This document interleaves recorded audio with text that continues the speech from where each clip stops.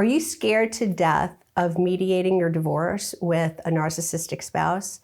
I've come up with a 4-step process that is going to take away all the fear. Hi, I'm Victoria McCooey. I'm a high conflict divorce coach, a divorce mediator, and the creator of the Reclaim Your Power system. I help people every day who are right where you are, stuck in a toxic marriage to a narcissistic spouse, or already engaged in a contentious divorce from one.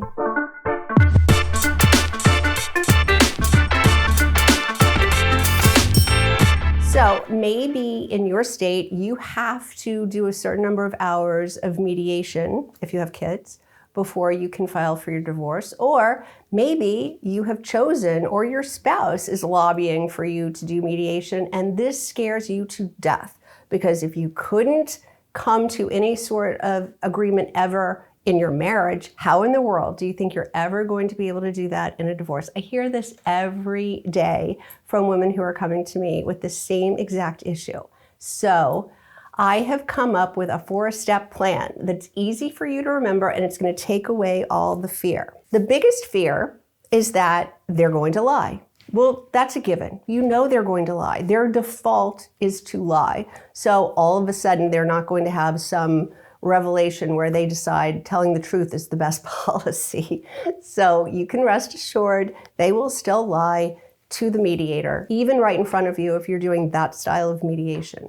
So what do? Do you start screaming and yelling that they're lying and that's not true? Now, guess who looks unhinged, right? And this isn't going to get you anywhere, right? And now it's just you're butting heads, he said, she said. You'll just create an impasse and it'll be a big waste of time. Instead, here's what you do.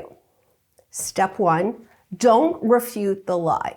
Don't call out, that's a lie, that's not true, he's lying. Don't do that. Step 2 is to repeat the lie, cement it. So they're saying that you make far more money than they do, even though you know that's not true. So instead of calling it out and saying it's a lie, you don't refute it. Step 2, you cement it. You say, I make more, your position is that I make more than you.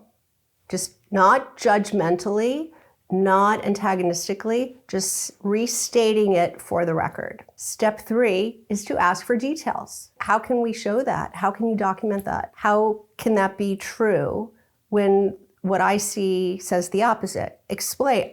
I want to know how you can come to that conclusion. Just ask for details. Step 4 is let them dig themselves deeper. Let them come up with all the crazy reasons this is true when it isn't.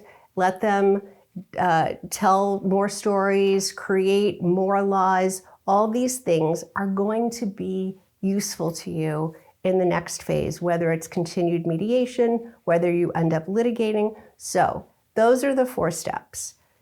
Don't refute it, cement it, ask for details, and let them dig themselves deeper. So now you feel in control, you feel like you have power, you anticipate that they're going to lie, so you don't react or overreact or make yourself look like the crazy one, and you have a plan. Now you have all this on the record, that they've created this narrative, and it's going to be very easy for you or your lawyer to undo, but you have it all documented, and now you can feel more in control. And that is the 4-step process you should take to your mediation with a narcissist. Are you facing this type of situation, and are you looking for some more help? If you would like to book a call with me, I'll put a link below in the description where you can get right on my calendar. Did you find this information helpful? I hope you did. If you liked this video, will you please give it a thumbs up? And don't forget to subscribe. Thanks so much for watching. I've linked a couple of other videos here that I think you might also like, so I hope I see you in the next video.